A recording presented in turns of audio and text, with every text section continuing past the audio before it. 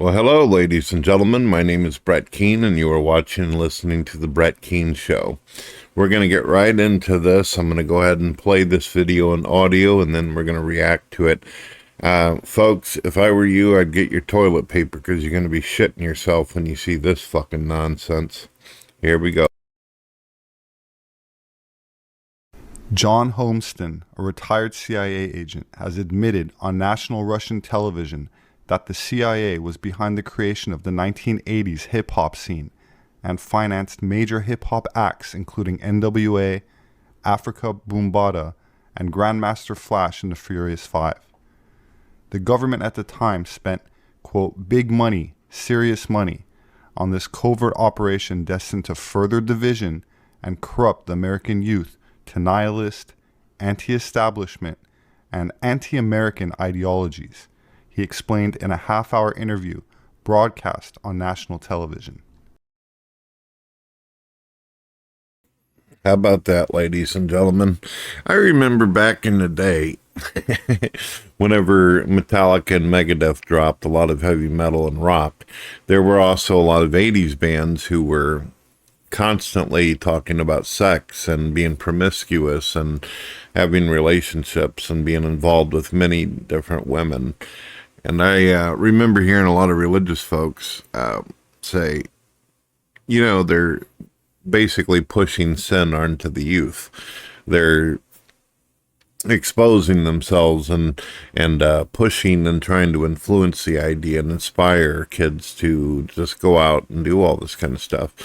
And back in the 80s and the early 90s, a lot of white kids were dressing up like, at 80s headbangers and all that, especially with the whole Kiss, Gene Simmons, and the sexual revolution with that. So music I've always seen as a universal language. And we can also see that it's obvious that politicians nowadays in our modern day believe that movies and television and music can completely change the mindset of a kid. That's one of the reasons why the cancel culture and the woke is out there now, isn't it? It's the reason why it is that they get involved in Star Wars and Disney movies and all this shit. Everything's targeted at the youth. You notice that? Now, all of you see that, but before the woke and cancel culture even existed, Christians were already noticing this. Christians were trying to keep their kids away from this kind of filthy garbage. They would say it's the devil's work. And of course, the kids would sit with each other in a group or a community and they'd say, oh, my mom and dad believes there's some kind of mystical dark force, some kind of devil that's behind the scenes doing all this kind of shit. And now we know the government actually did this. And according to the news report, I've been reading the news on this. Let me see if I can flip over to it. The entire point of this was for the destabilization of the country. It caused it to where people started having anxiety and lacking trust in cops. These people would go out. The influenced people would go out, they'd do drugs, they'd commit crimes, they'd do shit. And then, of course, the cops would come in and they would resist arrest. They'd cause problems. They'd be fucking high and the cops would have a really hard time. Sometimes people got shot. Sometimes people got their ass whipped. The Rodney King was a big deal. Notice that every time something happened to a black person in any of this, the media would go crazy and, memorials were made and fucking graffiti on walls. And, it was just a big old thing. It's like the whole country grinded to a fucking halt over that. Of course, if white people were cracked over the head or carjacked or stolen from, or their business was set on fire, nothing would be said. No one fucking cared. And through all this, it caused a lot of racial tensions, didn't it? You got these rappers singing about crackers and hunkies and shit like that, and totally promoted and put on MTV. They removed any of the decent music and just constantly threw out the hip hop until finally MTV stopped being a music television and became what it is today, basically reality TV where people fuck up and act stupid all day. It's amazing how when it's all put together, the pieces and shit, and how the picture of the puzzle begins to be revealed, exposed. And don't think for a minute this is a fucking joke. You can see it done with movies nowadays. You can see it with they're wanting to turn Superman black, or the homosexual. Everything's got to have a lesbian in it, or a fucking transgender.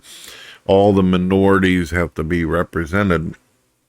And what's interesting is a lot of you may not know this, but did you know the Democrats were the ones that started the whole Ku Klux Klan? They're the ones that started all the racial divide in society. And people started getting to a point where we were starting to get close with each other and work things out.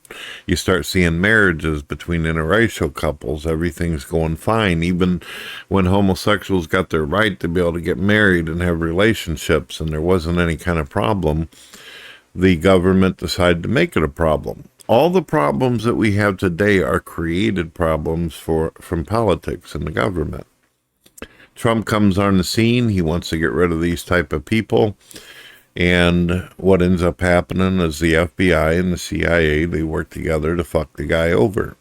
While, of course, being paid by Democrats. And Democrats, of course, making millions and billions of dollars selling our country out to China and everything else. So why would they do that for? Why would they care about destabilizing everything?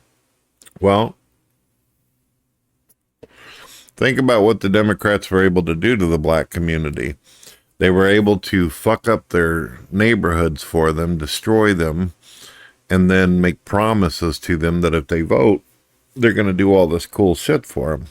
So they cause all these major problems, and then they get the votes. Well, Trump comes along, and the blacks turn on the Democrats. The Latinos turn on the Democrats. The Latinos don't want Mexico over here and the cartels and the fentanyl and the drugs and shit. So why would they destabilize?